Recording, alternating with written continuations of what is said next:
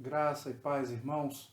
É bom estar aqui mais uma vez, juntamente com você, para mais um culto de escola bíblica, para continuarmos essa série de estudos que estamos ministrando sobre a doutrina da salvação e as suas implicações práticas para a nossa vida, para o nosso dia a dia. É uma pena que a gente não esteja junto, porque, irmãos, nós estamos com muitas saudades de vocês. Daquela comunhão, de nos vermos, de nos abraçarmos, de orarmos juntos, de ouvirmos a sua voz. E, irmãos, nós estamos orando muito para que Deus fortaleça a cada um de vocês, que o Senhor derrame graça sobre as suas vidas, livrando você do mal, ajudando nesses dias que têm sido difíceis. Difíceis por uma série de fatores, e essa dificuldade é somada ao nosso afastamento, ao nosso distanciamento social. Irmãos, nós estamos clamando a Deus para que possamos voltar o quanto antes a nos reunir, a cultuar a Deus juntos. Então eu queria pedir que você estivesse orando nesse sentido também, orando pelo nosso país, orando pelas dificuldades que têm surgido, para que Deus nos abençoe, para que o Senhor trate em nosso coração de tudo aquilo que precisa ser tratado. Hoje, mais uma vez, nós vamos começar o nosso culto e vamos começar orando. Então eu lhe convido a fechar seus olhos, encurvar sua cabeça e orar, confessando seus pecados, pedindo perdão a Deus pelas suas faltas, pelas negligências, e que o Senhor derrame graça, perdão e aceite esse culto e essa aula que nós ministraremos hoje. Vamos orar, irmãos.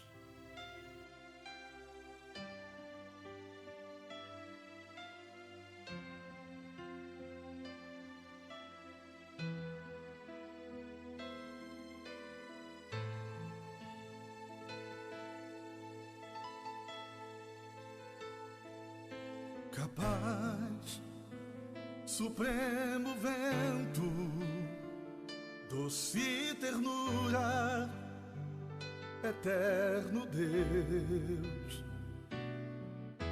Tu és o mais sublime, indescritível sopro de Deus,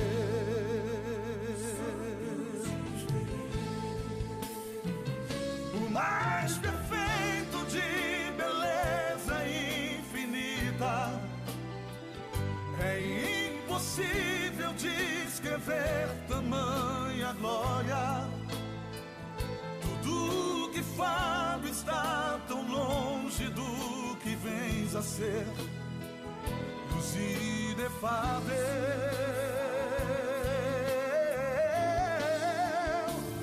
E voz esta que penetra lá no fundo, e a alma chora, a alma vibra e glorifica, inspirador da mais. Senhor, nós queremos te pedir que o Senhor nos abençoe. Derrama da tua graça sobre nossas vidas. Perdoa nossos pecados, Senhor. Nos ajude diante de nossas fraquezas, de nossas limitações. Senhor, como nós somos falhos. E a grande verdade é que o Senhor nos conhece melhor do que nós mesmos. Então nós te pedimos, Deus, tem misericórdia de nós. Nos ajude, Senhor, para que o nosso coração seja moldado, para que a nossa vida seja transformada de fato. Deus, como nós precisamos aprender durante esses dias. Fala conosco, Senhor. Nos ensina tudo aquilo que nós precisamos saber e nos ajude para que a nossa vida seja condizente com a Tua Palavra, para que possamos ter uma vida coerente com a Tua vontade, para que os nossos ouvidos estejam abertos e sensíveis a ouvir o que o Teu Espírito Santo está falando conosco. Seja conosco, Deus. Pai, eu te peço por esse culto hoje, que ele seja agradável a Ti, que os louvores sejam agradáveis a Ti, que as orações sejam agradáveis a Ti também. Senhor, nós queremos Te pedir pela ministração da palavra, pela aula, que seja bíblica, que que seja cheia do Teu Espírito Santo e que toque no coração dos Teus filhos, convencendo, ajudando, para que o Teu povo seja edificado. Te pedimos por aqueles que estão conosco, que assistirão essa aula também, que ainda não tiveram um encontro pessoal contigo, que pela Tua bondade, que pela Tua soberania, essas pessoas sejam tocadas em suas almas, que elas sejam atraídas pelo Espírito Santo, fortalecidas em sua fé. Abençoa suas famílias, esteja conosco em todo o tempo hoje, Senhor. Nós te pedimos para a honra e glória do Teu Filho Jesus Cristo. Amém. É bom louvar a Deus, exaltar ao Senhor, glorificar seu santo nome. Essa sempre é a mensagem dos Salmos. A mensagem de adoração, a mensagem de louvor, são orações apresentadas a Deus de forma cantada, e por isso eu lhe convido a ler juntamente conosco o Salmo de número 4. Nós vamos ler o Salmo e na sequência continuaremos adorando a Deus. Salmo capítulo 4. Capítulo 4. Responde-me quando clamo, ó Deus da minha justiça. Na angústia me tens aliviado. Tem misericórdia de mim e ouve a minha oração. Ó homens, até quando tornareis a minha glória em vexame e amareis a vaidade e buscareis a mentira? Sabei, porém, que o Senhor distingue para si o piedoso. O Senhor me ouve quando eu clamo por ele. Irai-vos e não pequeis. Consultai no travesseiro o coração e sossegai. Ofereceis sacrifícios de justiça e confiai no Senhor. Há muitos que dizem: quem nos dará a conhecer o bem? Senhor, levanta sobre nós a luz do teu rosto. Mais alegria me puseste no coração do que a alegria deles, quando lhes há fartura de cereal e de vinho. Em paz me deito e logo pego no sono, porque, Senhor, só Tu me fazes repousar seguro.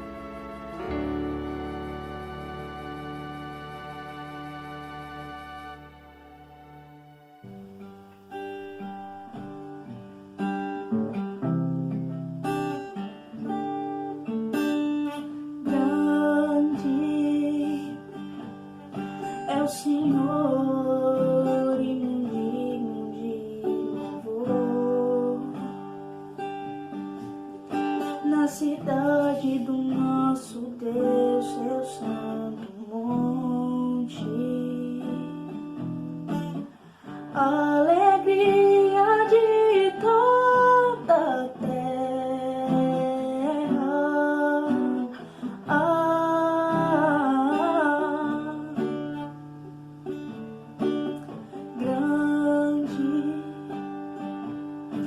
o Senhor em quem nós temos a vitória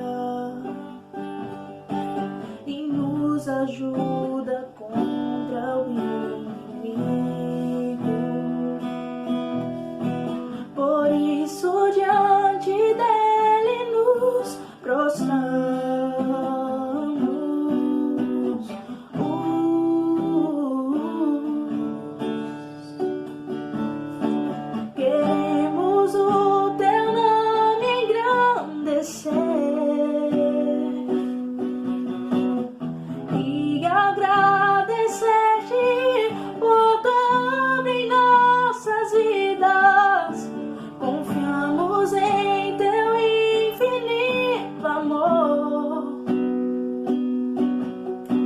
Pois só Tu és o Deus eterno sobre toda a terra e céu.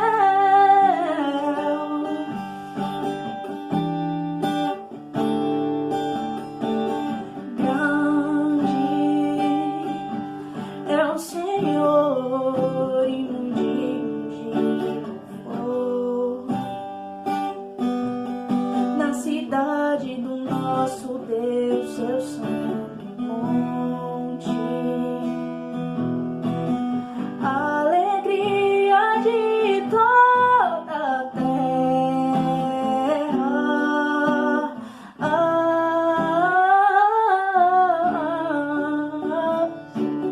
grande é o Senhor em quem nós temos a vitória e nos ajuda contra o inimigo. Por isso diante dele nos prostramos.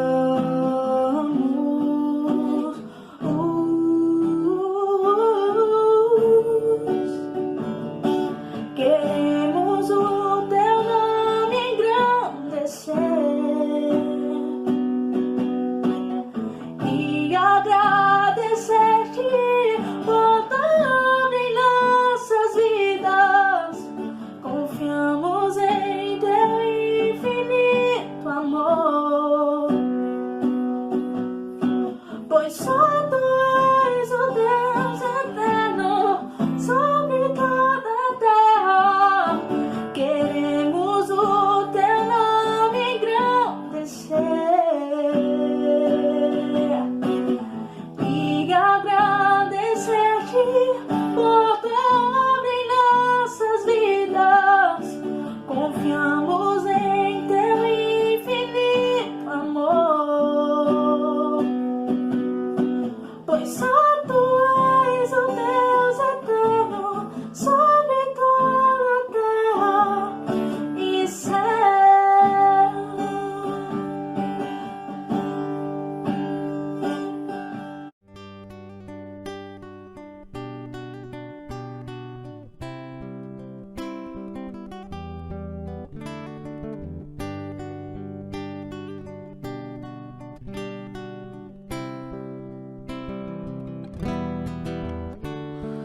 Ele é exaltado, o Rei exaltado no céu. Eu louvarei, ele é exaltado, para sempre exaltado o seu nome. Louvarei,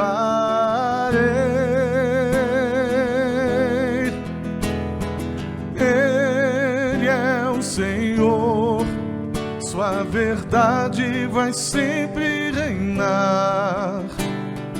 Terra e céu glorificam seu santo nome. Ele é exaltado, o Rei exaltado no céu. Ele é exaltado, Rei exaltado no céu. Eu louvarei, ele é exaltado, para sempre exaltado o seu nome. Louvarei,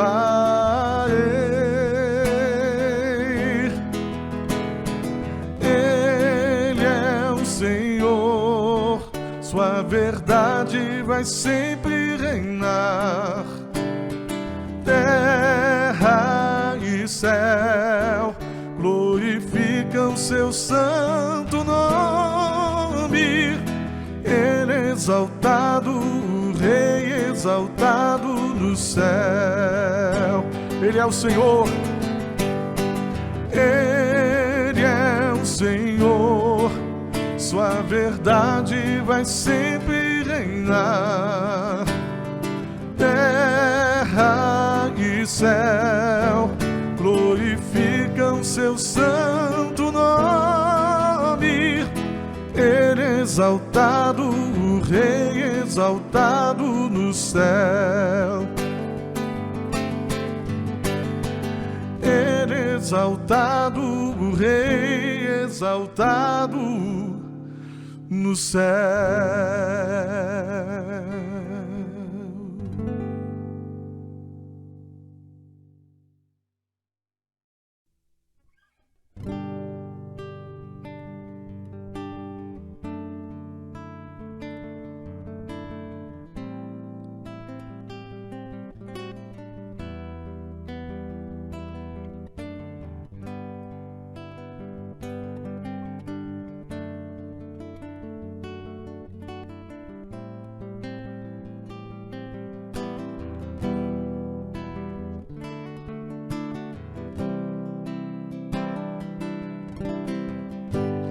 mesmo que não haja fruto na videira, mesmo que não haja flores no jardim, até mesmo que a figueira não floresça, nem chova na terra, nem a erva cresça, há um Deus do céu olhando para mim. O que eu não posso é ficar calado, estando feliz ou mesmo atribulado, ainda louvarei seu nome mesmo assim. Eu louvarei ao Senhor na alegria ou na dor, cantarei. Ele é o meu Salvador, Ele é o meu Senhor, Ele é Rei. Mesmo que o fruto da figueira minta, mesmo que não haja chuva sobre a terra, mesmo que não haja ovelhas no curral, mesmo que na terra sobrevenha o mal, louvarei a Ele na paz ou na guerra. Louvarei seu nome enquanto viver, e quando aqui da terra eu desaparecer, nem mesmo assim o meu louvor encerra. Eu louvarei ao Senhor na alegria ou na dor, cantarei. Ele é o meu Salvador, Ele é o meu Senhor, Ele é Rei. Eu louvarei ao Senhor na alegria ou na dor, cantarei. Ele é o meu Salvador, Ele é o meu Senhor, Ele é Rei.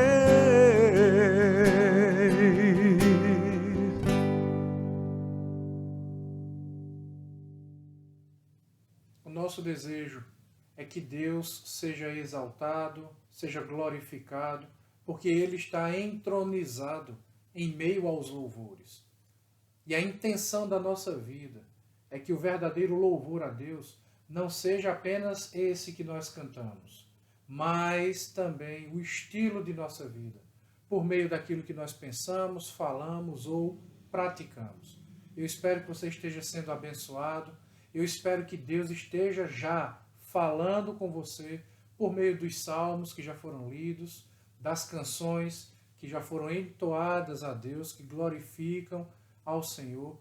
E nesse momento eu quero lhe convidar a orar, porque muitos irmãos, muitas pessoas nesse momento são carentes de sua intercessão, de sua oração. Talvez até você mesmo seja uma dessas pessoas que esteja precisando de oração, que esteja necessitando da atenção graciosa de Deus. Então eu quero chamar a sua atenção para esses pedidos de oração que estão aqui de lado, para que você esteja intercedendo a Deus por cada um deles, pelos nossos irmãos que estão enfermos, pelos seus parentes que estão enfermos, pelas pessoas que estão enfrentando crise econômica, dada a circunstância que nós estamos vivendo hoje, diante dessa crise política que o nosso país enfrenta e que tem assolado a vida de tantas pessoas. Então nós precisamos orar, irmãos. Nós precisamos interceder. Eu quero pedir que você que nos assiste nesse momento, se tiver algum pedido de oração, envie para mim durante a semana pelo WhatsApp, ou comente aqui de lado no chat, deixe o seu pedido de oração registrado ali, que nós vamos colocar na lista de oração e apresentar aqui para que você esteja orando, para que outras pessoas estejam orando, para que irmãos da nossa igreja que estão se encontrando virtualmente possam estar orando e intercedendo uns pelos outros. Vamos orar? Eu quero pedir oração pelo pastor Josinaldo. Ele já está bem melhor. A nossa irmã Kessia, esposa do pastor Josinaldo, também está bem melhor. Pelo nosso irmão Cristiano Borges e sua família, que também estão enfermos, e tantos outros. Vamos orar, irmãos. Vamos interceder pela vida de cada um desses irmãos tão amados. Sabe, estou presente no seu quarto sempre que você me chama. Eu tenho contemplado a tua dor e a tua solidão. E cada vez que diz que não tem jeito, eu sou a solução. Você sabe muito bem que eu te amo. E quando estás doente, sou remédio para tua enfermidade. Se estás sedento, eu sou a água que sacia tua sede.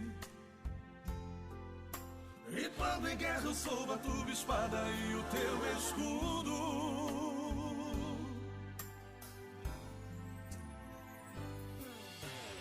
Eu não vou deixá-lo mesmo que todos te abandonem. Mesmo que te deixem, saiba que podes contar comigo.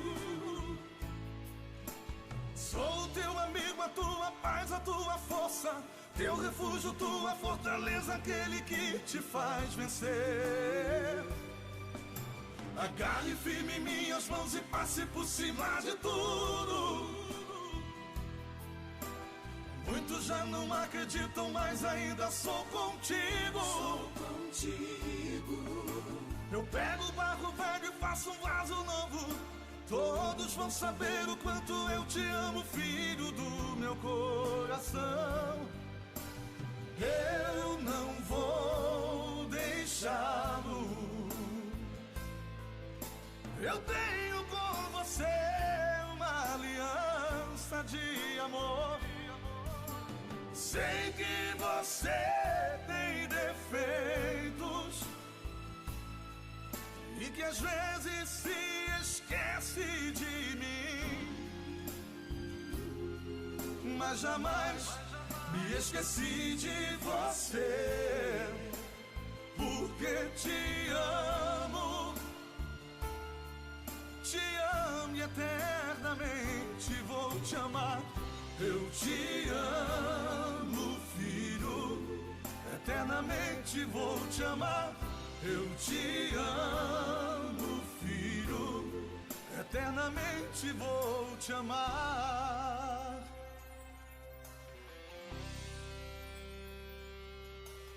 Sabe, e quando estás doente, sou remédio para tua enfermidade. Deus, nós queremos te pedir, Pai, abençoa nossos irmãos, fortaleça-os na fé, derrame graça sobre suas vidas, livre-os de todo mal. Pai, eu te peço que a tua bondade seja derramada na vida de cada um. Restaura a saúde daqueles que estão enfermos, meu Deus. Pai, nós te pedimos por aqueles que enfrentam problemas financeiros. Ajuda o teu povo, Senhor. Fortaleça-os na fé, Deus amado. Pai querido, eu te peço por aqueles que estão enfrentando crises emocionais, aqueles que nesse momento estão com o seu temperamento alterado, aqueles que estão mais nervosos, aqueles que estão no estado depressivo, aqueles que estão sentindo pânico. Deus, que o teu Espírito Santo derrame bálsamo em suas vidas. Eu te peço, Pai, eu suplico, coloca a tua boa mão na vida de cada um. Ajuda-nos, Senhor, nesses dias que têm sido difíceis. Nos fortaleça, para que não apenas possamos te louvar, mas que tenhamos a força necessária para honrar a fé que o Senhor nos deu. Seja conosco, Deus, abençoe a igreja. Como diz a tua palavra, e que nós nos apossemos dessa promessa feita pelo teu Filho Jesus, que as portas do inferno não prevaleçam contra a igreja. Levanta o teu povo como um exército forte, como um povo que serve ao Deus Todo-Poderoso, Criador dos céus e da terra. Seja com o teu povo, Deus, seja conosco, comigo, com o pastor Josinaldo, para pastorearmos o teu povo com dignidade, com honra, com amor, com dedicação, mesmo que isso custe sacrifício, demande esforço, que seja feito para a tua glória e para o bem do teu povo. Pai, eu te peço, abençoe nossa igreja, nos fortaleça, Pai amado. Nós oramos em nome do teu Filho Jesus. Amém. Meu amado irmão, nós vamos continuar adorando a Deus por meio dos dízimos e das ofertas. Eu quero lembrar aos irmãos das dificuldades que todos nós estamos enfrentando e a igreja não está fora dessa realidade. A igreja continua tendo as suas responsabilidades sociais, continua tendo o seu aluguel, continua tendo conta de água, de luz, de internet, para nós podermos transmitir essa mensagem, esses cultos, estarmos em contato com os irmãos e tantas outras despesas que continuam reais. Existem pessoas, meu querido irmão, que dependem da nossa igreja. Nós não recebemos patrocínio de nenhuma empresa. A igreja não sobrevive às custas de nenhuma verba, seja da prefeitura, do governo estadual ou federal. A igreja depende da sua bondade, da sua generosidade, da sua fidelidade. Nós dependemos dos seus dízimos e das suas ofertas. Por isso eu peço que você seja fiel a Deus, que você seja generoso ao Senhor. Mas não faça isso pensando que vai receber alguma coisa de Deus em troca por causa disso, porque é o contrário. Se nós dizimamos é porque Deus já nos abençoou, Deus revelou sua fidelidade e por isso nós queremos demonstrar fidelidade a Deus. Deus é generoso conosco, suprindo cada uma das nossas necessidades. E por isso eu lhe convido, seja generoso, experimente desse privilégio, desse prazer que é colaborar com a obra de Deus e ser abençoado por Deus por isso. Então eu lhe convido a dizimar, a ofertar. Você já está vendo aí os dados da nossa conta bancária, que pode fazer uma transferência, pode fazer um depósito durante a semana, ou você pode ir à igreja na terça-feira à tarde e na quinta-feira à tarde, quando nós estaremos lá para abençoar os irmãos, para aconselhar, para visitar as pessoas que precisam, para dar assistência aos pobres e aos necessitados. Eu espero que você seja generoso, que você continue sendo fiel e que o Senhor te abençoe, em nome de Jesus.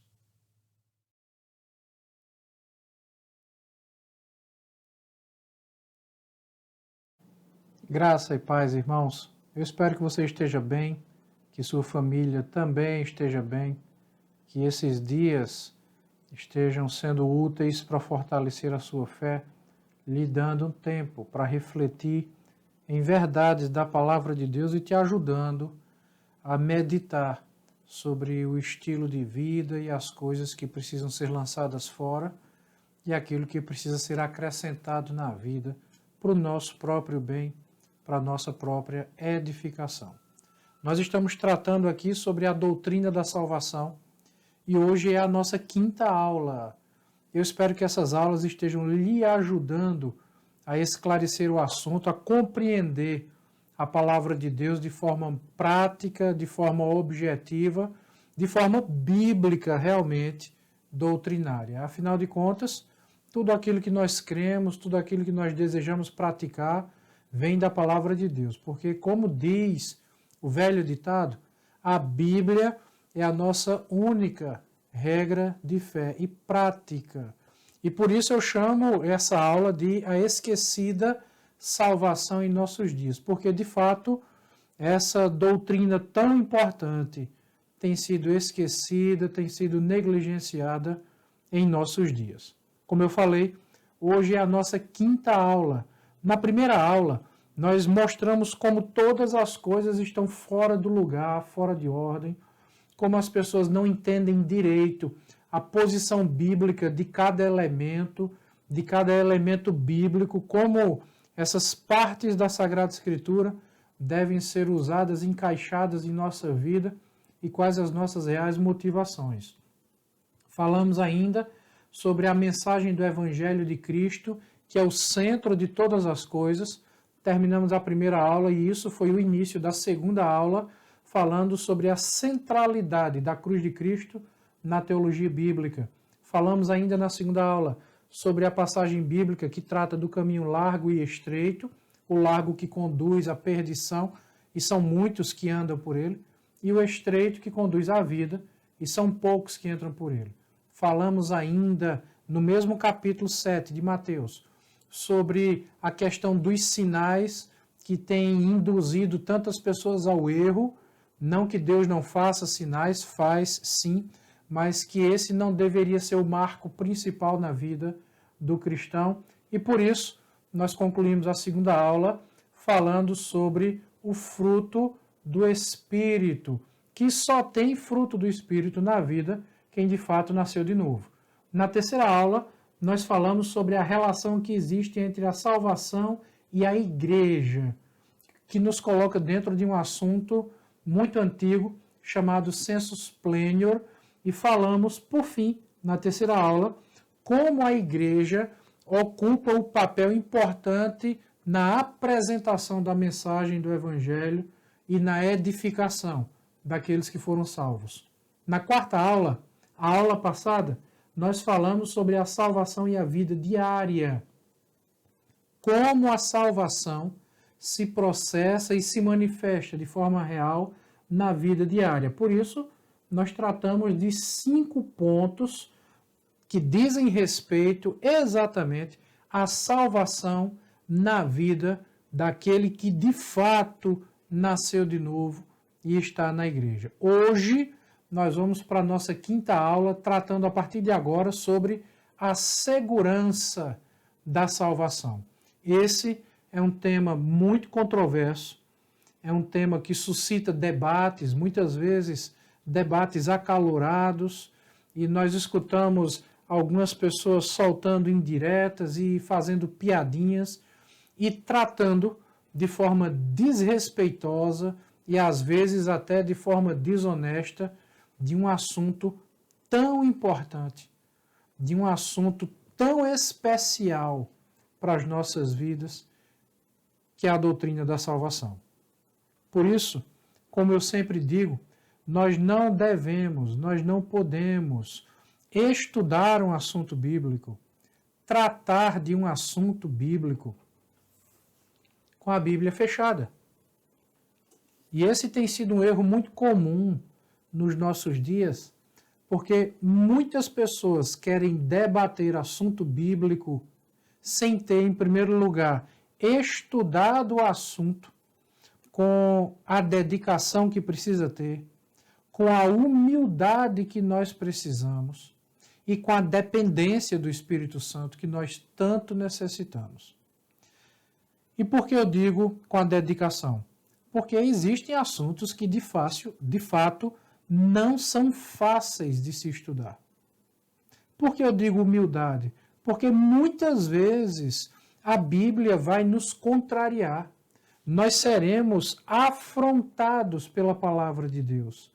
E de repente, nós perceberemos que muitas convicções que nós temos talvez não estejam tão certas assim. Então, por isso, é necessário humildade da nossa parte e dependência do Espírito Santo. Nós não podemos estudar a palavra de Deus sem que isso seja feito com uma profunda dependência do Espírito Santo por meio da oração. É na palavra de Deus que nós mais nos deparamos com as nossas limitações, fragilidades e fraquezas. Por isso, eu peço que você acompanhe essa aula, assim como as demais, num espírito de humildade, num espírito de oração, intercedendo a Deus por tudo aquilo que será falado, para que o Senhor de fato nos comunique a verdade da palavra dele, a verdade do Sagrado Evangelho. Para falar sobre isso hoje, nós precisaremos tratar de 3 pontos. O primeiro deles diz respeito a uma questão pessoal. O segundo diz respeito a uma questão eclesiástica. E o terceiro diz respeito a uma questão doutrinária.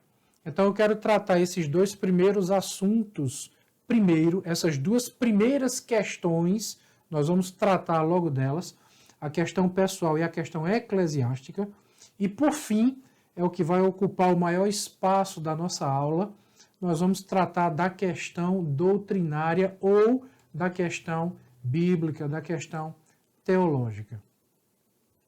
E por que eu digo que é importante nós entendermos a questão pessoal envolvida nesse assunto? Porque isso diz respeito ao medo e à insegurança que muitas pessoas têm quando tratam da doutrina da salvação, especialmente quando nós tratamos da segurança da salvação. A pergunta é: será realmente que salvação se perde? Será que eu posso perder a salvação que Deus me deu por intermédio de Jesus Cristo, que é assegurada através do Espírito Santo por meio da fé? Será que essa salvação que a Bíblia chama de eterna pode ser perdida? Algumas pessoas, quando escutam essa questão, que não é uma questão tão simples assim, tratam logo do assunto com desdém, tratam logo do assunto, às vezes fazendo até piada. Muitas pessoas lançam o seguinte questionamento: será que uma vez salvo, salvo para sempre? Alguns dizem que sim, outros dizem que não. Os que dizem que não, partem, às vezes, para uma postura agressiva, desrespeitosa e, como eu disse, até fazendo um humor negro com esse tipo de questão, que é tão importante para a palavra de Deus e para as nossas vidas. Alguns até dizem assim: então já que salvação não se perde, já que eu salvo uma vez, salvo para sempre, então eu posso fazer o que eu quiser. Perceba que existe nessa afirmação, em tom de ironia, em tom de desdém, existe nessa afirmação um contexto pessoal e um contexto eclesiástico. Por isso eu quero falar primeiro do pessoal. Porque muitas pessoas têm medo e se sentem inseguras. Deve ser muito ruim viver com o medo de perder a salvação.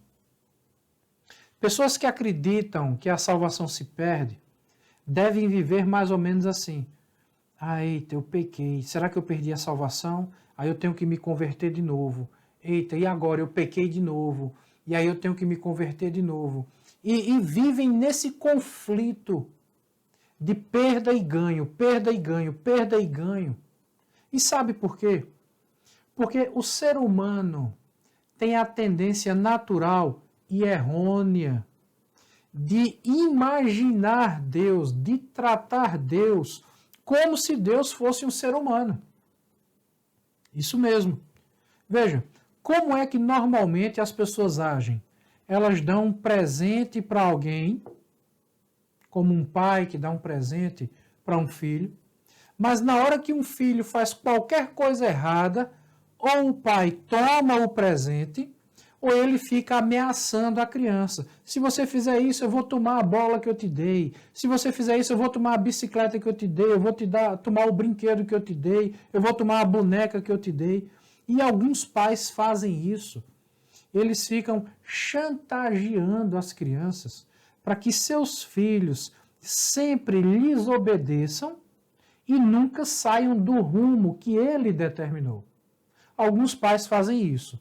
E quando essas crianças crescem, elas crescem com um medo dentro de si de perder aquilo que para elas é tão precioso, aquilo que para elas é tão valioso, porque elas começam a transferir essa figura que tem do Pai para Deus, como se Deus fosse agir da mesma forma que o seu pai terreno agia quando elas eram crianças. Então, elas passam a achar, elas passam a acreditar que Deus vai fazer isso com elas. Se elas pecarem, Deus vai tomar a salvação. E se elas se arrependem, se elas confessam, se elas voltam à comunhão, Deus devolve a salvação. E isso nos traz uma série de problemas, porque, meus irmãos, como nós já vimos nas aulas anteriores, quem é que não peca? Se nós perdemos a salvação porque nós pecamos, então isso quer dizer que todos os dias da nossa vida nós vamos perder a salvação, porque nós pecamos continuamente. Lembre-se do texto de 1 João. Aquele que diz que não peca é mentiroso e faz de Deus um mentiroso também. Então, as pessoas vivem com medo e essa insegurança impede que elas desfrutem da verdadeira graça de Deus que existe após a salvação. Porque a graça de Deus não apenas concede a salvação, a graça de Deus é derramada sobre as nossas vidas após a salvação também.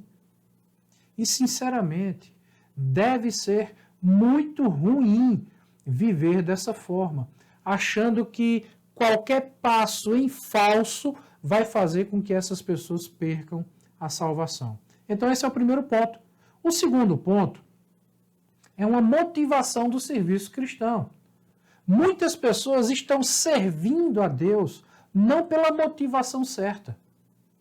Não estão servindo a Deus porque amam a Deus. Não estão servindo a Deus porque entenderam que esse é o propósito para a vida do ser humano. Não estão servindo a Deus porque são gratas a Deus. Não, estão servindo a Deus por medo. Estão servindo a Deus por temor. Porque algumas pessoas pensam que servir a Deus vai fazer com que elas não percam a salvação. Porque, inclusive, muitos líderes religiosos têm ensinado isso. E aqui nós precisamos abordar esse ponto que é muito importante, porque isso é a marca de uma seita. Eu quero citar aqui para você duas seitas como exemplo que ilustram o que eu acabei de dizer. A primeira delas são os Mormons, a Igreja de Jesus Cristo dos Santos dos Últimos Dias, que é uma seita. Os Mormons ensinam que todo Mormon deve prestar de 2 a 3 anos no serviço missionário para poderem ser aceitos no templo. Se você não sabe, para o mormonismo existe uma diferença entre templo e capela. A maioria dessas, entre aspas, igrejinhas mormon que nós encontramos nos bairros não são templos, são capelas. Qualquer pessoa pode frequentar a capela, mas nem todos podem frequentar o templo. O templo foi destinado a pessoas especiais. Então essas pessoas têm que desenvolver a sua salvação por meio do serviço, para que elas possam ser aceitas no hall de membros e possam crescer e progredir na sua vida espiritual. Veja, um mecanismo religioso que prende as pessoas ao medo. As testemunhas de Jeová fazem a mesma coisa. Todo testemunha de Jeová tem que ir para o campo missionário, entregar os folhetinhos, bater de porta em porta, para poder assegurar a sua salvação. Porque, para os testemunhas de Jeová, existem duas classes de pessoas salvas. Aqueles que irão habitar no céu e aqueles que irão habitar na terra. Então, para essas seitas, servir a Deus assegura, garante a sua salvação. E, curiosamente, muitas pessoas na igreja dita evangélica têm sustentado o mesmo pensamento através de outros moldes. através de outras formas. Então, se no primeiro momento muitas pessoas vivem com medo e inseguras por causa da salvação, elas passam a servir a Deus pela motivação errada. E isso nos leva a mais um ponto, que é a falta de instrução. E essa falta de instrução, ela é, entre aspas, justificada por algumas pessoas da seguinte forma. Em primeiro lugar, é a transferência de responsabilidade. Muitas pessoas dizem assim, não, mas eu creio nisso porque o pastor me ensinou dessa forma. E transferem a responsabilidade para o pastor, ou para o professor da escola bíblica, ou para o líder qualquer da igreja. Qual é o problema nesse tipo de pensamento? É verdade que o pastor tem a responsabilidade de instruir a igreja. Sim, é verdade. É verdade que o pastor é quem dá o tom doutrinário da igreja. Sim, é verdade. Mas também é verdade que você sabe ler. Também é verdade que você tem a Bíblia. E também é verdade que você tem a faculdade mental sadia o suficiente para ler a palavra de Deus e entender a palavra de Deus. Lembra da outra aula que nós ministramos quando falamos do sensus plenior? Pois bem, tem gente que diz, mas eu creio desse jeito porque meu pastor me ensinou desse jeito. O teu pastor pode até estar errado. Mas isso não é desculpa para o seu erro. Porque você também tem Bíblia. Você também sabe ler.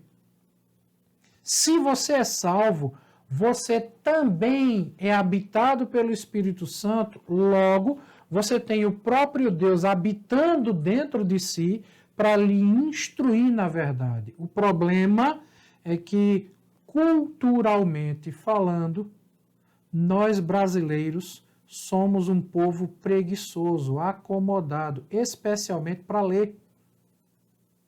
Nós temos uma profunda dificuldade. A grande maioria dos brasileiros vive a sua vida inteira sem ler um único livro. E quando essas pessoas que têm esse hábito de não ler se convertem, quando elas vêm para a igreja, elas trazem consigo esse mesmo hábito que é tão nocivo. E elas passam a não ler a Bíblia também. Com a simples desculpa de que a Bíblia é um livro muito grosso, muito espesso, é um livro muito grande para ler. Então, essas pessoas se tornam reféns de líderes que não ensinam como deveriam ensinar e se tornam reféns de sua própria ignorância e preguiça. Então, existe aqui, agora, nesse terceiro ponto, que é a falta de instrução, uma transferência de responsabilidade. Mas isso nos leva a um segundo ponto, que nós precisamos entender a responsabilidade pessoal que cada um de nós tem. Cada um de nós é responsável por examinar a palavra de Deus, por estudar a Sagrada Escritura, por ouvir a voz de Deus por meio do texto sagrado. Então nós temos agora um problema de ordem pessoal que envolve essa questão da salvação. Muitas pessoas vivem com medo, são inseguras, não buscam ler, se deixam levar por aquilo que é ensinado, por aquilo que é dito, não verificam na Sagrada Escritura aquilo que é dito. E pessoas que pensam assim, pessoas que raciocinam dessa forma, muitas vezes se encontram em um contexto que nos leva ao segundo ponto, que é agora a questão eclesiástica. Porque muitos líderes, esse é o primeiro ponto da questão eclesiástica, muitos líderes têm insegurança ministerial. Deixa eu tratar um pouquinho disso aqui com você. Todo pastor deseja, ora, para que a igreja cresça. Todo pastor gosta de ver, se sente feliz, realizado, com pessoas se convertendo na igreja. Todo pastor gosta de ver pessoas entregando a vida a Cristo, se rendendo aos pés do Senhor. Todo pastor se sente feliz em ver as pessoas crescendo espiritualmente, amadurecendo espiritualmente, as pessoas parecendo com Cristo. Isso é um prazer para o coração de todo pastor. O problema é que alguns pastores, dado ao trabalho que isso dá, porque, gente, demanda tempo. Estudar, ensinar, discipular, aconselhar, orientar, e tantas vezes a gente aconselha e depois vê a pessoa fazendo tudo diferente do que foi aconselhado, e tantas vezes a gente ensina e vê as pessoas fazendo tudo diferente daquilo que foi ensinado. Isso produz um desgaste, um cansaço emocional, espiritual e físico. Dá trabalho, e por causa desse trabalho, alguns pastores começam a se achar donos do rebanho. Eles começam a achar que as pessoas que estão na igreja são sua propriedade. Deixa eu dizer uma coisa aqui. Nem as ovelhas que estão na igreja são propriedade do pastor, e nem a igreja é propriedade do pastor. Nós, pastores, estamos cuidando daquilo que é propriedade de Cristo. Tanto a estrutura física pertence a Jesus, quanto as pessoas que estão ali pertencem a Jesus. As que estão ali que nasceram de novo pertencem a Jesus. Tá? Então, nós, pastores, precisamos ter em nossa mente a mesma consciência de Cristo. Jesus disse assim: ninguém vem a mim se o Pai que me enviou não o trouxer. Em outras palavras, era a função do Pai trazer as pessoas até Jesus. A obrigação de Jesus, a função de Jesus era cuidar daquelas pessoas que o Pai trazia. É a mesma coisa o pastor na igreja. As pessoas da igreja não pertencem ao pastor, a palavra de Deus não pertence ao pastor, a pregação e o ensino não pertence ao pastor. São apenas empréstimos temporários que Deus fez ao pastor, ao líder daquela comunidade de fé. E por que eu digo isso? Porque alguns pastores se sentem tão donos do rebanho que alguns, têm medo de ensinar a doutrina bíblica como de fato ela é. E aqui eu estou falando agora especificamente da salvação, porque eles ficam com medo de perder as ovelhas. Alguns pastores dizem assim: como é que eu vou ensinar que salvação não se perde? Se eu ensinar para as pessoas que salvação não se perde, essas pessoas vão ter segurança de salvação e elas vão sair da igreja e vão para o mundo para fazer o que elas quiserem. Então, eu não ensino isso para que elas não saiam da igreja. Deixa eu te dizer uma coisa, meu amado irmão. Não é a mentira que sustenta as pessoas, é a verdade. É a verdade que alicerça as pessoas. É a verdade que assegura as pessoas. É a verdade que sustenta as pessoas. Alguém usa esse argumento. Já que é salvo uma vez, salvo para sempre, então eu vou para o mundo fazer o que eu quiser. Não é assim, sabe por quê? Porque já que é salvo, a palavra de Deus nos ensina que o desejo daquele que é salvo é agradar aquele que o salvou. Quem é salvo de verdade não fica planejando pecado. Quem é salvo de verdade não está na igreja pensando em ir para o mundo. Quem está na igreja pensando em ir para o mundo é porque provavelmente nunca nasceu de novo. Provavelmente. E se nasceu de novo, está planejando ir para o mundo, lembre da aula que nós ministramos, a aula passada, a 4ª aula.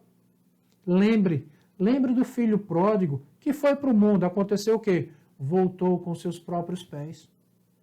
O Senhor tem os seus meios de trazer o seu povo. Lembre de Hebreus capítulo 12, que o filho que está em desobediência será açoitado. Lembra? Mastigado. Eu quero recomendar a você a assistir a 4ª aula quando nós tratamos desse assunto. Então, esse argumento de dizer, não, eu não vou ensinar a verdade não, ou então eu vou rejeitar essa doutrina, uma vez salvo, salvo para sempre, porque se eu disser isso, então pode ir para o mundo fazer o que quiser. Esse é exatamente o argumento de quem não entendeu o que a Bíblia fala sobre salvação.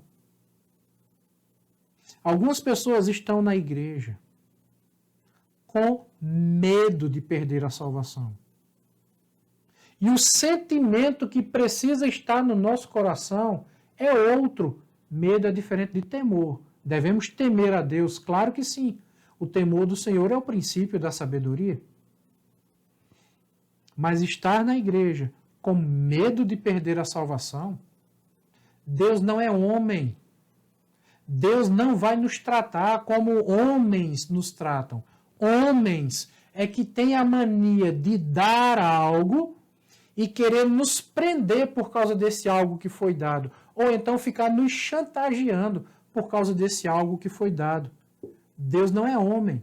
Então, não transfira os pensamentos que você tem acerca da humanidade para Deus. Não faça isso. Então, se nós temos aqui uma questão eclesiástica, a palavra eclesiástica vem do termo grego eclesia, que significa igreja. Se nós temos aqui uma questão que envolve a igreja, uma questão eclesiástica, que diz respeito à insegurança ministerial, essa questão eclesiástica também diz respeito à falta de instrução mais apurada.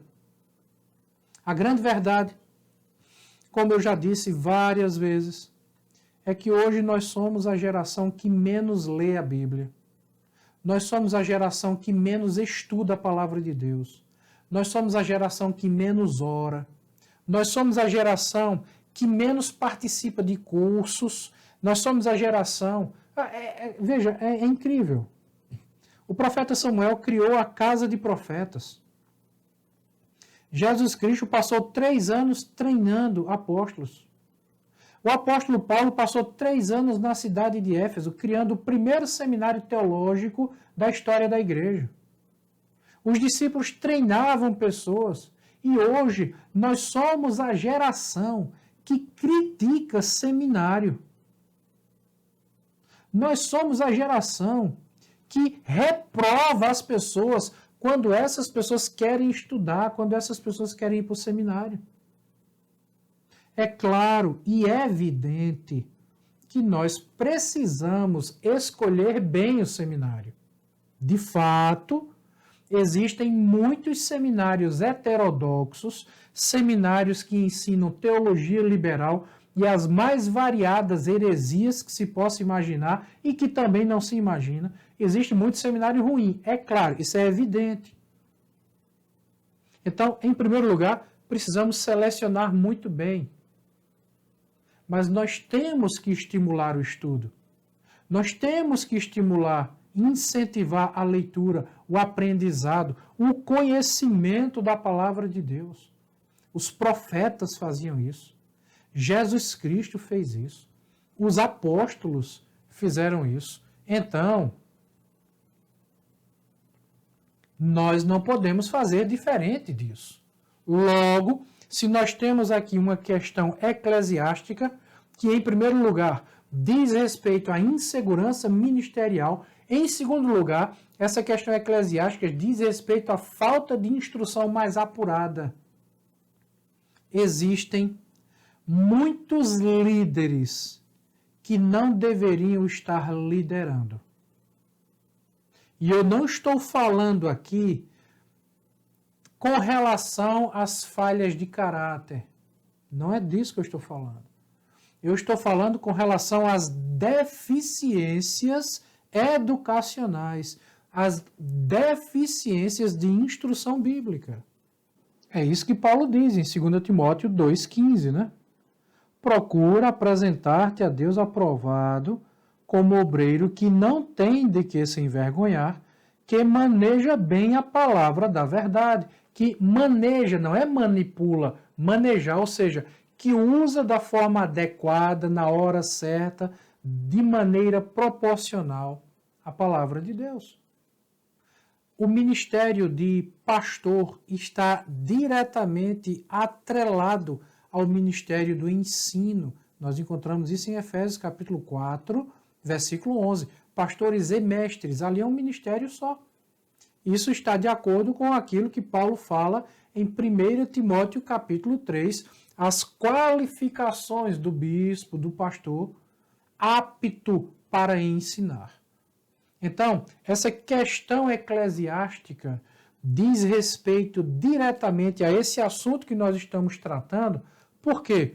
Porque muitos pastores não têm ensinado a verdade acerca da salvação, porque provavelmente ou eles sofrem de insegurança ministerial, ficam com medo de falar a verdade, achando que a verdade, uma vez salvo, salvo para sempre, vai fazer com que as pessoas saiam da igreja e vivam do jeito que quiserem. Isso não é verdade, não vai acontecer. Ou é por uma questão de insegurança ministerial, ou é por uma questão de má formação. Então, quando nós juntamos essa questão pessoal com a questão eclesiástica, nós somos colocados agora diante da terceira questão, que é a questão doutrinária. E isso diz respeito diretamente ao que a Bíblia diz. O que a Bíblia diz? Então, quando nós tratamos desse assunto, como eu disse no início, nós precisamos abrir a Bíblia. Por isso eu tenho dito constantemente, venha para as nossas aulas com Bíblia e material de anotação. Você precisa anotar, você precisa deixar registrado aquilo que você entendeu do texto, aquele tópico mais importante que lhe chamou a atenção, aquela coisa da palavra de Deus que você não sabia e de repente descobriu. Anote as referências para que você possa fazer um estudo mais aprofundado ainda após as aulas. Então, nós precisamos saber o que a Bíblia diz. E quando nós tratamos desse assunto agora, especificamente a salvação, a segurança da salvação, nós temos agora um caminho que se divide em duas estradas. Em primeiro lugar, nós vamos tratar dos textos mais complexos desse assunto. Os textos mais difíceis de se tratar e que normalmente são os textos usados para justificar a ideia de que salvação se perde. Em segundo lugar, nós vamos tratar de alguns textos mais claros, textos mais evidentes na palavra de Deus que tratam desse assunto. Então, tratando dos textos mais complexos, eu quero começar junto com você lá no texto de Hebreus, capítulo 12, versículo 14, que diz assim: segui a paz com todos e a santificação, sem a qual ninguém verá o Senhor. Veja, inclusive eu já tratei desse mesmo texto em aulas passadas, quando eu falei sobre a santificação posicional e santificação progressiva. O que é a santificação posicional? Quando alguém converte, essa pessoa é colocada na posição de um santo. E se essa pessoa é colocada, se ela é posta na posição de um santo, a coisa mais lógica a se esperar é que ela viva de acordo com essa posição que ela recebeu de Deus. É que ela honre aquilo que recebeu de Deus. Logo, aquilo que Deus dá é a santificação posicional. Aquilo que ela faz a partir desse momento, honrando o que Deus deu, é santificação progressiva. É o progresso da vida cristã, à medida que ela vai crescendo, vai amadurecendo, vai alcançando a estatura de varão perfeito, como nos diz a palavra de Deus. Então, quando o texto de Hebreus nos diz em Hebreus capítulo 12, versículo 14, seguir a paz com todos, seguir a paz com todos é algo que depende de nós. procure ter paz com todas as pessoas. Se tem alguém que não quer ter paz com você, aí a questão é com a outra pessoa, não é com você. O importante é o que você quer, qual é a sua intenção e a sua prática. Siga a paz com todos. Isso é santificação progressiva. É a maneira como você se comporta, é a maneira como você age. E na santificação progressiva, ela só se torna possível por quê? Por causa da santificação posicional. Porque Deus deu o pontapé inicial. O Senhor fez isso por você. Por isso que o texto de Hebreus, capítulo 12, versículo 14, diz assim: segui a paz com todos e a santificação. Essa santificação é a santificação posicional. Por isso que o autor aos Hebreus nos diz: sem a qual ninguém verá o Senhor. Sem a qual o quê? A santificação posicional. Logo, esse não é um texto que defende que você tem que fazer por onde ser salvo. Esse não é um texto que está dizendo que você tem que ter cuidado para não perder a sua salvação. Você tem que ter cuidado para ter paz com todos, a ser santo, porque senão você vai perder a sua salvação. O texto não está dizendo isso. O texto está dizendo que sem santificação ninguém verá o Senhor. E essa santificação é a santificação posicional. Nós já vimos isso, nós já tratamos isso de uma forma mais ampla nas aulas passadas. Por isso eu quero estimular você a assistir às aulas passadas, especificamente aqui a nossa terceira aula. Um outro texto que é utilizado de forma mais complexa, que algumas pessoas usam esse texto para defender a perda da salvação, é o texto de Mateus 24, versículo 13, que diz assim: aquele, porém, que perseverar até o fim, esse será salvo. E nós tratamos desse texto na aula passada, na nossa quarta aula, quando falamos sobre a perseverança dos salvos. Perseverar não é algo que salva. Perseverar é uma evidência que revela quem já foi salvo. Então, o que Jesus Cristo está dizendo aqui em Mateus 24, versículo 13, aquele, porém, que perseverar até o fim, esse será salvo. Jesus está dizendo o seguinte: quem é esse que é salvo? É aquele que perseverar até o fim. Por quê? Perseverar é uma capacidade que Deus dá apenas àqueles que foram salvos. Então perceba como algumas pessoas estão invertendo o significado do texto. Se perseverar salva, isso quer dizer então que nós não precisamos do sacrifício de Cristo. Como eu já expliquei na aula passada, basta alguém vir para a igreja, conhecer e insistir em continuar, e aí ela vai ser salva pelos seus próprios méritos, pelas suas próprias condições, pelo seu esforço, pela sua dedicação, mas não é por obras. Efésios capítulo 2, versículos 8 e 9 nos diz isso. Pela graça sois salvos, mediante a fé. A fé é apenas um meio que traz essa graça até nós. Pela graça sois salvos, mediante a fé. Isso não vem de vós. Não vem de obras para que ninguém se glorie. O ser humano sempre quer construir uma religião de obras. Olha, você tem que perseverar, você tem que insistir, porque senão você vai perder a salvação. Não é assim. A verdade é exatamente o oposto disso. Quem é salvo, ele consegue perseverar. Ele consegue porque ele é salvo. Ele consegue porque ele é habitado pelo Espírito Santo. Porque o que habita em nós é maior do que aquele que está no mundo.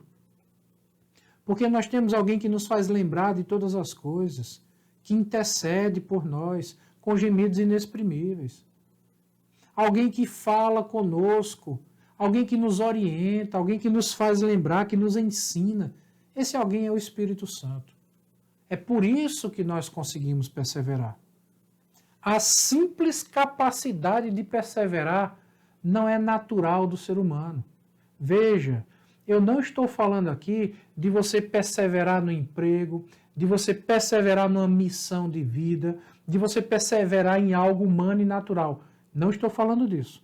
Eu estou falando da perseverança da vida com Cristo, é a perseverança espiritual. A capacidade de prosseguir, de continuar, é um presente que Deus nos dá no ato da conversão. Então, nós não somos salvos porque perseveramos. Não, nós perseveramos porque fomos salvos. Veja mais uma vez o que Jesus disse, Mateus 24, versículo 13. Aquele, porém, que perseverar até o fim, esse será salvo. Jesus Cristo está dando uma marca para identificar quem é salvo. Jesus está dizendo assim, observe quem é que está perseverando. Aquele que perseverar, esse será salvo. Jesus Cristo está dando uma evidência para nós identificarmos quem é salvo. Observe quem é que está perseverando na fé. Apesar de tribulações, apesar de dificuldades, apesar de tantas lutas, apesar do mundo conspirar contra nós, Jesus está dizendo, observa quem é que está perseverando. Olha lá, olha lá. Está perseverando? Aquele que perseverar, esse é salvo. Então Jesus não está dizendo que a salvação é pela perseverança. Ele está dizendo que a perseverança é uma característica que identifica quem é salvo. Por isso que eu falei na aula passada, e repito agora, que aquele que é salvo não pode usar suas fraquezas, suas limitações, suas debilidades e as lutas que enfrenta como desculpa para parar a caminhada, para desistir da jornada.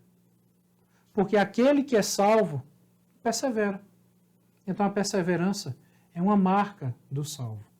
Um terceiro texto que nós precisamos analisar, que para algumas pessoas é um texto bem complexo, é o texto de Hebreus capítulo 6, do versículo 4 até o versículo 6.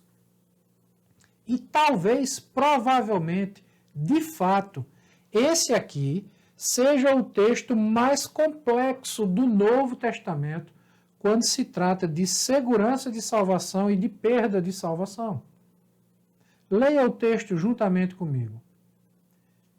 É impossível, pois, que aqueles que uma vez foram iluminados e provaram o dom celestial e se tornaram participantes do Espírito Santo e provaram a boa palavra de Deus e os poderes do mundo vindouro e caíram, sim, é impossível outra vez renová-los para arrependimento, visto que, de novo, estão crucificando para si mesmos o Filho de Deus e expondo-o à ignomínia.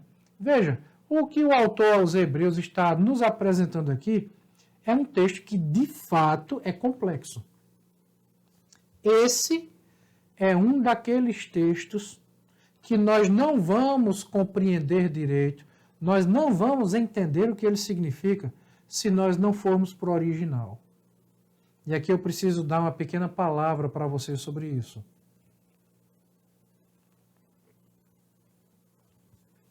Alguém certa vez me perguntou, pastor, quer dizer então que para estudar a Bíblia, para entender a Bíblia, tem que saber grego? Tem que saber hebraico? Deixa eu dizer o seguinte para você. Eu falei para essa pessoa. Você sabe dirigir? A pessoa disse, sei dirigir. Pois bem, para você dirigir, você precisa entender de mecânica? Não. A grande verdade é que nem todo mundo que dirige conhece de mecânica. E, na verdade, para dirigir, você não precisa de mecânica. Não precisa conhecer sobre mecânica. Só que, mais cedo ou mais tarde, o carro vai quebrar. Mais cedo ou mais tarde, o carro vai apresentar algum tipo de defeito. E quando o carro apresentar uma falha e parar, você vai precisar de um mecânico.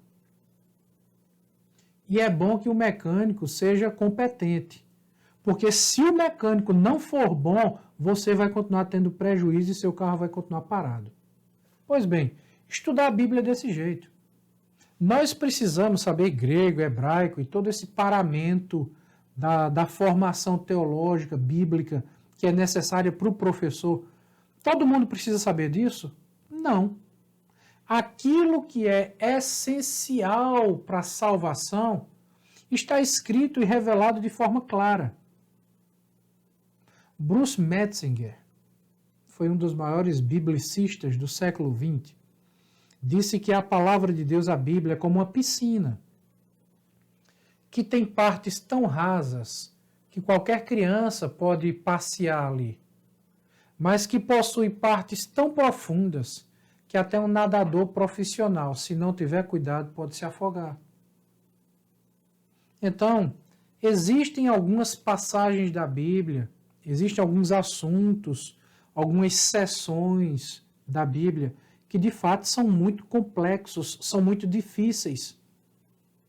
E nesses casos, nós precisaremos fazer um estudo mais aprofundado para entender com a maior clareza aquilo que a palavra de Deus está dizendo. Então, esse aqui que nós acabamos de ler é um desses textos. Tá? Nós precisamos entender que a Bíblia não foi escrita por brasileiros, ela foi escrita por judeus, não foi escrita em português, foi escrita em grego, o Novo Testamento, e hebraico, o Antigo Testamento, pouquíssimas porções aramaico. Foi escrita o Antigo Testamento há 3.500 anos atrás, o Novo Testamento há 2.000 anos atrás.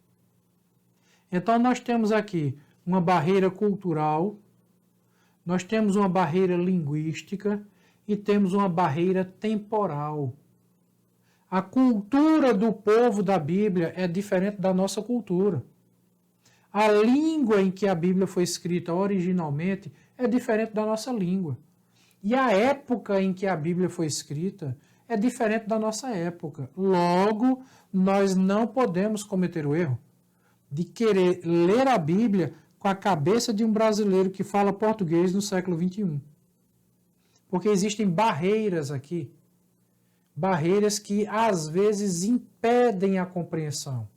Ao mesmo tempo que, se você conhecer os mecanismos certos, essas barreiras elas facilitam a compreensão. E a língua é uma dessas barreiras, que pode facilitar a compreensão ou atrapalhar para o caso daqueles que não tenham acesso a esse saber, a esse conhecimento. Então, por isso, eu preciso destacar para vocês algumas palavras que são usadas nesse trecho que nós acabamos de ler, para você entender de fato o que é que a Bíblia está dizendo, no seu sentido original, para que não haja mais essa celeuma, essa confusão com relação ao texto de Hebreus, especialmente porque o resumo do texto em português está dizendo assim: aquelas pessoas que estiveram conosco, experimentaram o dom celestial e provaram o dom de Deus e experimentaram da palavra de Deus e experimentaram das coisas que hão de vir no mundo futuro e saíram de nós. É impossível renovar essas pessoas para arrependimento. Então, quem usa esse texto para dizer que salvação se perde, também está dizendo que quem se desvia não tem mais jeito, não pode se converter, não pode voltar, não pode se arrepender, não vai ser aceito.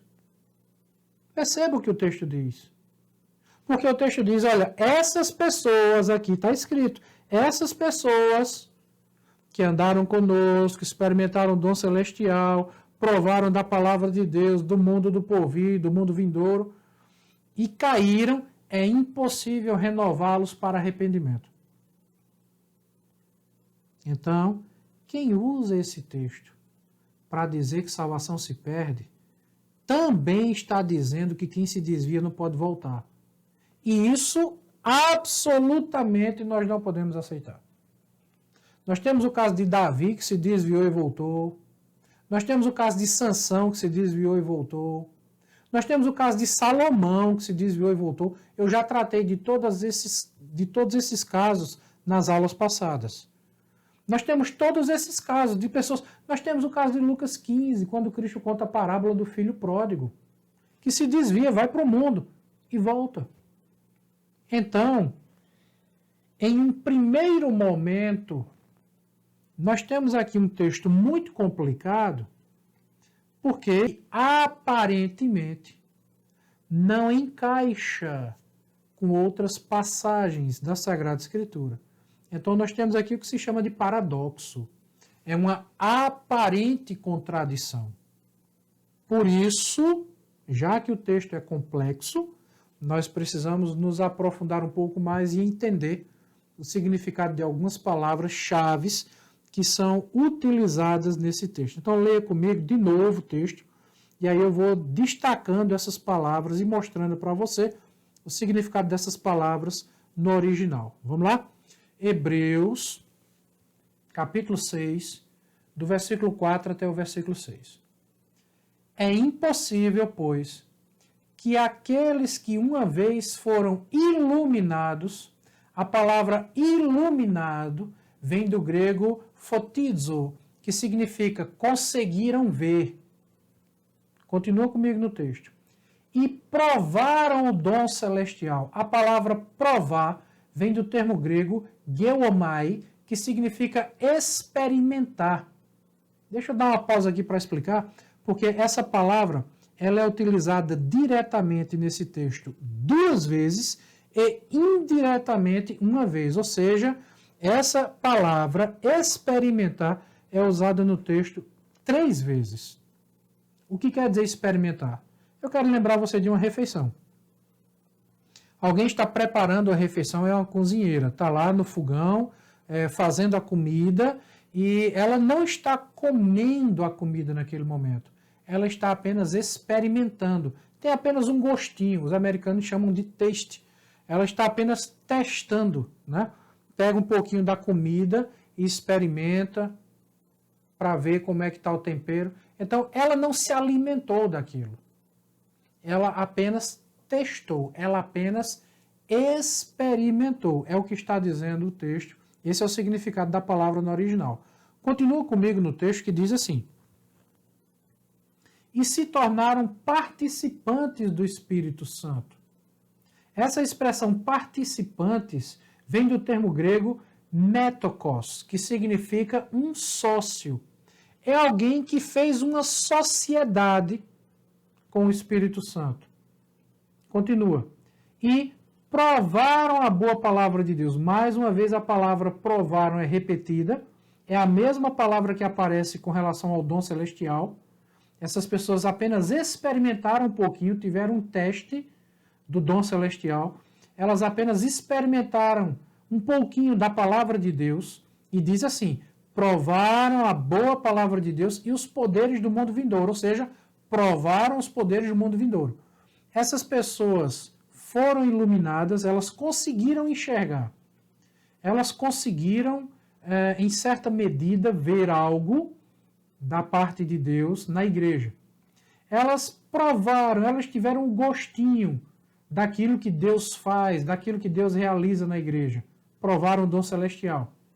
Se tornaram participantes do Espírito Santo, elas se tornaram sócias do Espírito Santo. Ou seja, elas não se tornaram um com o Espírito Santo.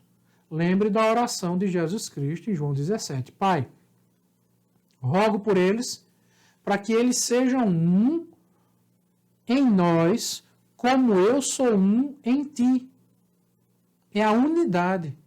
Mas a palavra que é utilizada aqui no texto de Hebreus não é a palavra de unidade, é a palavra de sociedade. Ou seja, não é que essas pessoas se tornaram um com o Espírito Santo. É que elas apenas se aproximaram do Espírito Santo. Em certa medida e por algum motivo, fizeram um tipo de sociedade, de associação com o Espírito Santo, mas é uma sociedade que pode ser desfeita. Essa expressão, se tornar sócio do Espírito Santo, se associar, agregar ao Espírito Santo, não é uma expressão que é utilizada no Novo Testamento para falar de crentes, de pessoas que habitaram de novo. Pessoas que nasceram de novo, pessoas que são habitadas pelo Espírito Santo, elas não se tornam sócias do Espírito Santo. Elas se tornam templo do Espírito Santo. Toda a igreja é templo do Espírito Santo. Elas se tornam uma casa habitada. Lembra da parábola de Jesus Cristo? Nós tratamos disso na aula passada. Por isso que eu estou repetindo as aulas o tempo todo. Porque é importante você rever tudo o que já foi falado, porque hoje é a conclusão, é a concretização de todo o assunto. E o bom entendimento disso só se faz se você tiver lembrado de tudo que foi tratado nas aulas passadas. Enfim, pessoas que nascem de novo não se tornam sócias do Espírito Santo. Elas se tornam um com o Espírito Santo. Nós encontramos isso em vários textos da Bíblia, mas um dos mais importantes é Efésios, capítulo 4, versículo 30. O Espírito Santo de Deus que habita em nós, ou em vós, como está escrito no texto, no qual fostes selados até o dia da redenção. Então é a ideia de estar intrinsecamente junto, inseparável, que é uma palavra diferente dessa que nós acabamos de encontrar em Hebreus. Então o que é que nós temos em Hebreus? Nós temos alguém que, em certa medida, veio para a igreja. Na igreja, essa pessoa começou a ver algumas coisas, foi iluminada. Essa pessoa começou a experimentar o dom de Deus, ela começa a experimentar as coisas maravilhosas, impressionantes, fantásticas que Deus faz na igreja. Então, elas começam a ver, foram iluminadas, elas começam a experimentar essas coisas, começam a sentir essas coisas. Essas pessoas começam a caminhar com a igreja, fazem parte de uma equipe, se envolvem em alguma coisa que a igreja oferece, se tornam sócias do Espírito Santo. Elas provam da palavra de Deus. Elas começam a vir para os cultos, elas começam a assistir aulas, elas começam a ser discipuladas e elas começam a experimentar aquilo que a palavra de Deus lhes oferece. É experimentar. Elas não comem.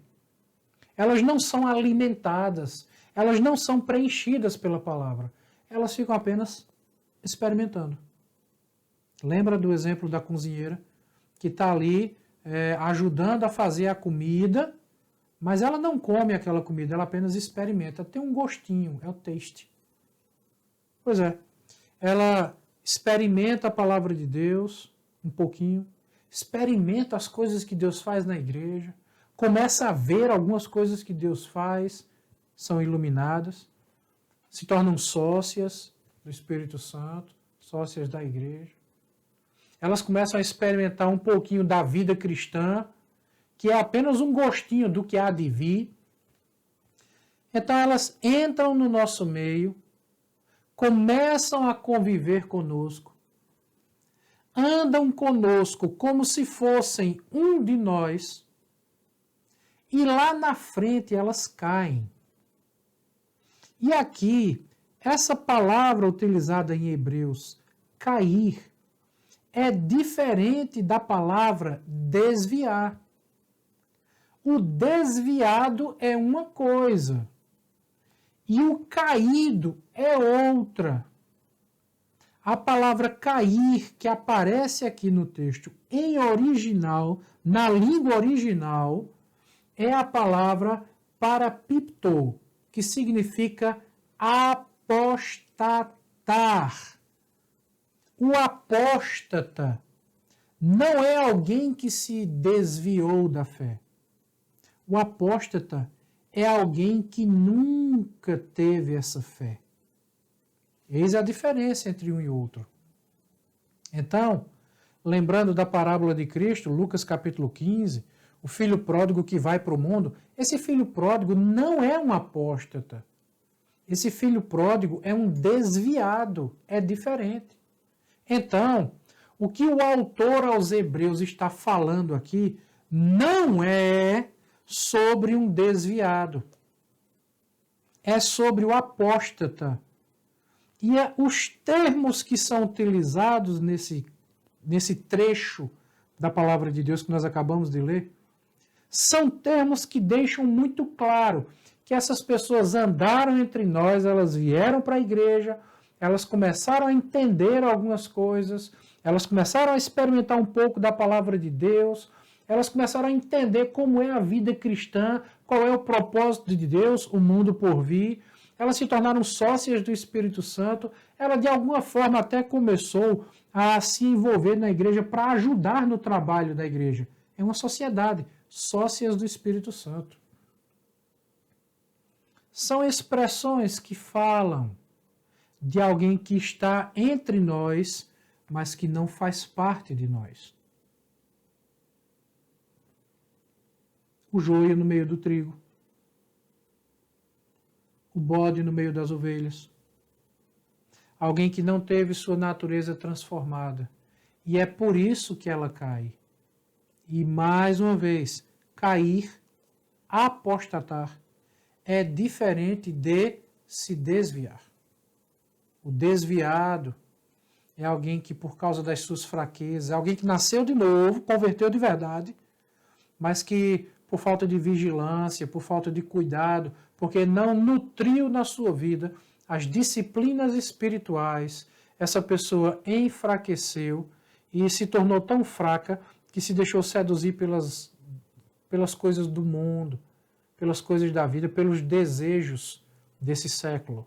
Então essa pessoa se afastou da comunhão. Mais cedo ou mais tarde ela volta. Nós temos vários exemplos da Bíblia com relação a isso. Tá? Poderíamos citar vários exemplos, já tratamos disso na aula passada. Bom, não é o caso aqui de Hebreus. Em Hebreus nós temos alguém que nunca nasceu de novo. Por isso que ele é apóstata. O que é o apóstata? É alguém que pode sair da igreja, está no mundo lá fora, falando mal da igreja, falando mal das doutrinas da igreja, negando doutrinas básicas da Bíblia, negando trindade, negando a divindade de Cristo, negando a divindade do Espírito Santo, negando que a Bíblia é completamente e totalmente a palavra de Deus, que a Bíblia é suficiente para as nossas vidas, negando que existe céu, negando que existe inferno, negando que só Jesus Cristo salva. Essas são as doutrinas básicas da fé, que são negadas pelo apóstata. Curiosamente, o apóstata pode estar fora da igreja ou ele pode estar dentro da igreja. E esse apóstata que está dentro da igreja é exatamente aqueles que nós vimos, se eu não me engano, na aula 2, quando Cristo fala do caminho largo, do caminho estreito, Mateus capítulo 7, e na sequência ele diz: nem todo que me diz Senhor, Senhor herdará o reino dos céus. Muitos naquele dia me dirão: Senhor, Senhor, em teu nome nós profetizamos, expulsamos demônios e fizemos muitos sinais, muitas maravilhas. Aquele é o apóstata, que está dentro da igreja. Então perceba que o que nós temos aqui no texto de Hebreus não é um texto que defende a perda da salvação. Muito pelo contrário. É um texto que nos ensina que quem é salvo não pode apostatar. Que quem é salvo não apenas tenha a sua mente iluminada, todo o seu corpo é luz. Não é apenas a sua mente que em um ponto ou outro foi iluminada. Toda a sua vida é luz, luz no mundo, sal na terra. Não é apenas alguém que se tornou sócio do Espírito Santo, é alguém que se tornou um com o Espírito Santo. Não é apenas alguém que provou do dom celestial, é alguém que tem dentro de si o dom do Espírito Santo. Não é apenas alguém que provou da palavra de Deus, é alguém que é alimentado, é profundamente nutrido pela Sagrada Escritura, pela palavra de Deus. Então perceba quão importante é nós estudarmos a palavra de Deus, que nos garante essa segurança e que nos garante, por meio do estudo e da dependência do Espírito Santo, a compreensão daquilo que a palavra de Deus nos fala. Na sequência, nós precisamos lembrar de 1 João, capítulo 2, do versículo 18 até o 20, quando o apóstolo João fala exatamente isso que o autor aos Hebreus nos diz. João diz assim: filhinhos, já é a última hora, e, como ouvistes que vem o anticristo, também agora muitos anticristos têm surgido, pelo que conhecemos que é a última hora. Eles saíram de nosso meio, entretanto, não eram dos nossos, porque, se tivessem sido dos nossos, teriam permanecido conosco. Todavia, eles se foram, para que ficasse manifesto que nenhum deles é dos nossos. E vós possuís unção que vem do Santo, e todos tendes conhecimento. Eu quero lembrar vocês ainda do que nos diz Pedro.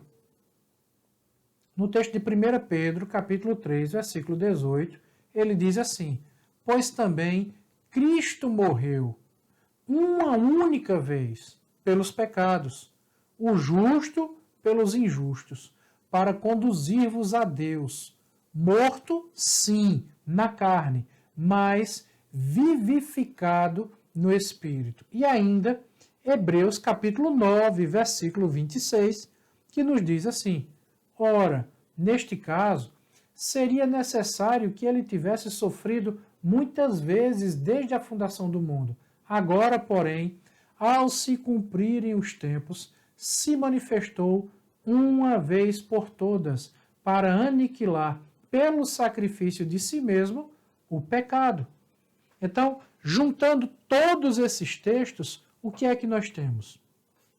A palavra de Deus nos ensinando o seguinte: essas pessoas estiveram entre nós, que Hebreus chama de apóstatas, que João chama de anticristos. A palavra anticristo tem um duplo significado. A palavra anti vem do grego, que significa contra.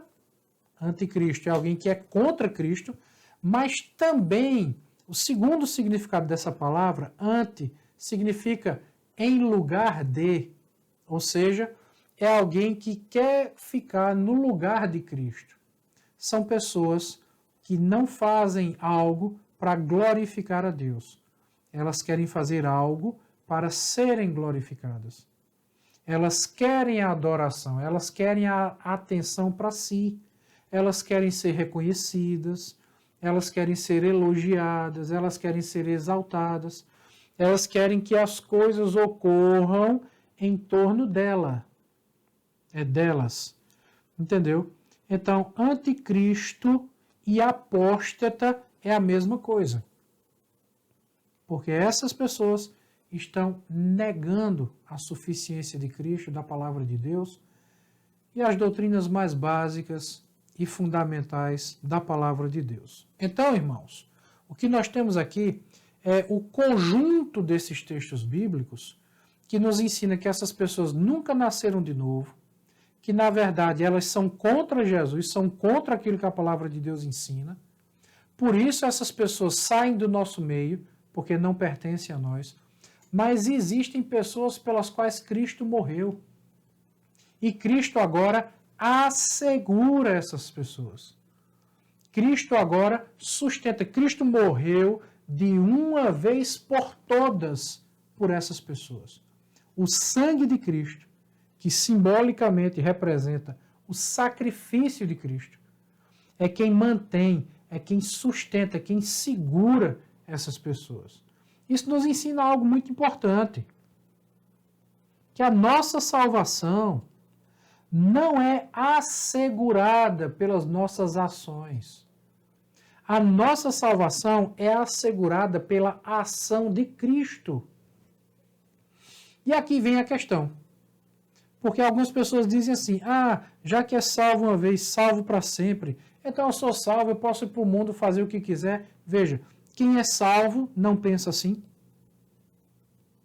O desejo do soldado é agradar aquele que o arregimentou, disse o apóstolo.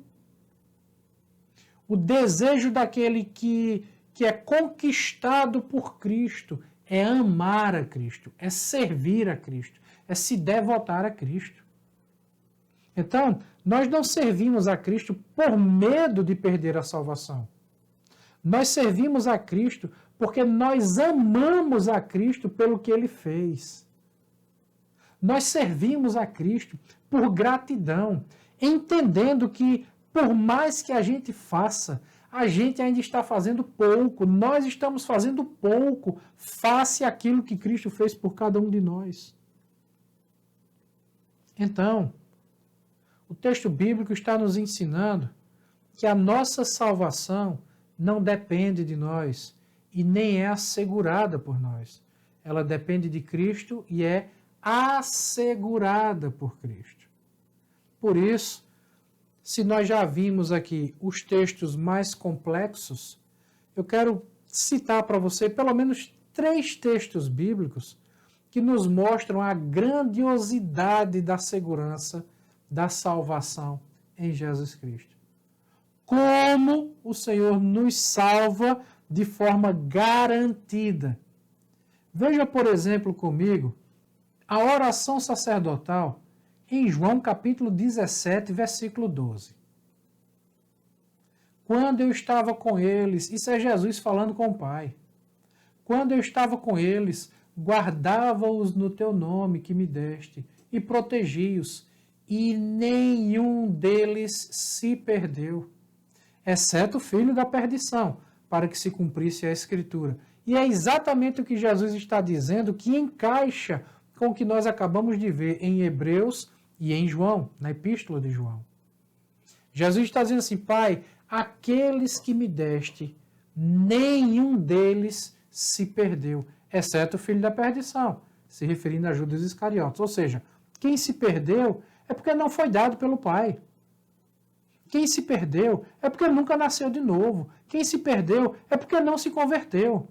Porque quem se converteu, quem nasceu de novo, quem nasceu da água e do Espírito, quem é nascido de Deus, quem recebe a nova natureza em Cristo, não perde a salvação. E não perde a salvação não é porque a gente é bonzinho, não, porque, meu irmão, a gente não é. Não perde a salvação é porque a salvação não depende de nós, depende de Deus. Se nós somos infiéis, Ele permanece fiel. Porque não é o que reside em nós, é o que reside nele.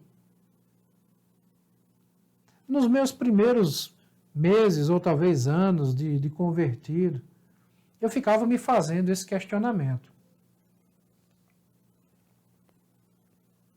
Eu sabia o que eu tinha feito.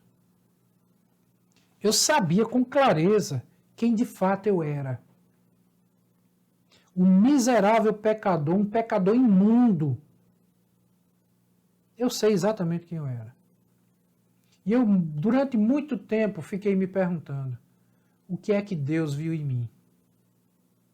O que foi que Deus viu em mim? Até que, por meio do estudo da Sagrada Escritura, eu compreendi que não foi o que Deus viu em mim, é quem Ele é. Não é o que eu fiz, é o que Ele fez. Não é pelos meus méritos, é pelo mérito dEle.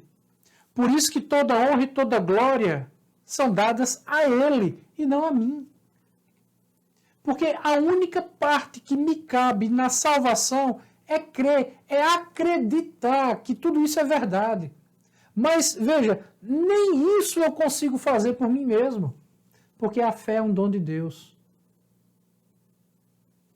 Efésios 2, versículo 8. A fé é um dom de Deus.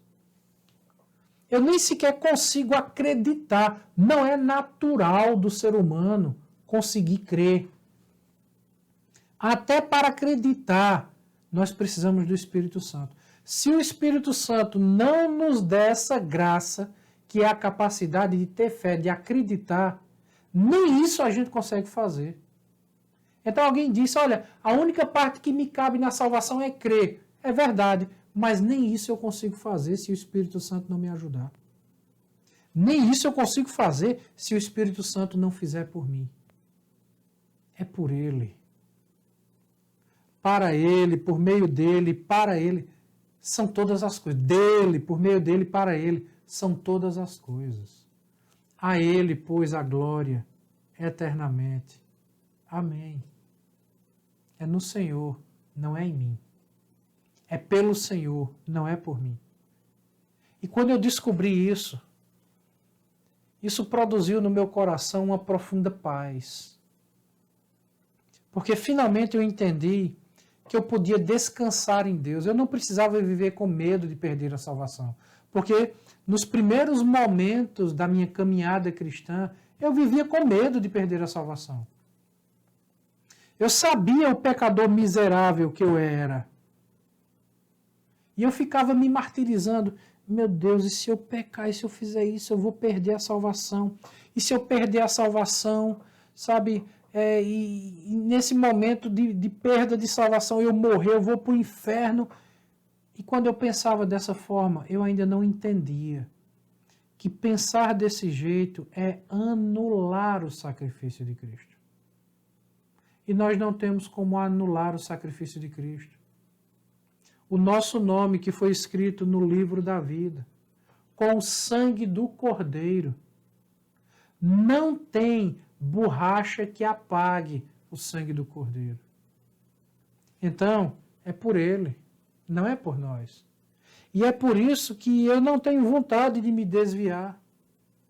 Eu não tenho vontade de ir para o mundo. Sabe por quê? Porque eu percebo que o mundo não me satisfaz. Que o mundo não é suficiente para preencher minha alma, meu espírito. Eu só encontro satisfação em Deus, em Cristo, no Espírito Santo. Por isso que eu não quero sair, porque eu entendo que me afastar da comunhão de Cristo, da comunhão com os irmãos, da comunhão com a igreja, é um ato de loucura. É um ato de insanidade. Então, eu entendo que não vai ser bom para mim. Eu entendo que Deus fez tanto por mim que eu serei eternamente grato por tudo que Ele fez. De tão bom que Ele é. E é por isso que eu quero servi-lo. Porque eu entendo que, por mais que eu sirva, eu ainda não estou fazendo o suficiente. Lembra da parábola de Jesus Cristo. O servo que só faz aquilo que o Senhor lhe manda é um servo inútil. Eu não quero ser um servo inútil. Eu quero ser um servo útil. Eu quero agradar ao meu Senhor. Então eu quero fazer mais, eu quero fazer além. Por isso, essa história de quem é salvo, uma vez é salvo para sempre, então por causa disso vai para o mundo. Isso é uma desculpa de quem não entendeu ainda o que é a salvação em Cristo. Quem é salvo uma vez é salvo para sempre? Sim, salvo uma vez, salvo para sempre.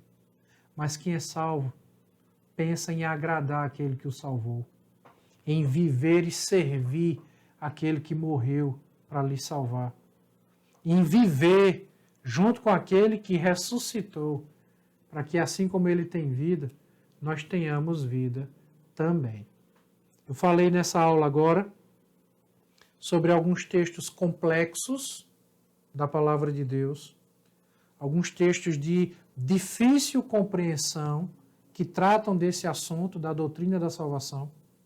Mas na próxima aula eu quero tratar com vocês alguns textos bíblicos que são muito claros acerca da segurança da salvação, mostrando que a salvação não se perde.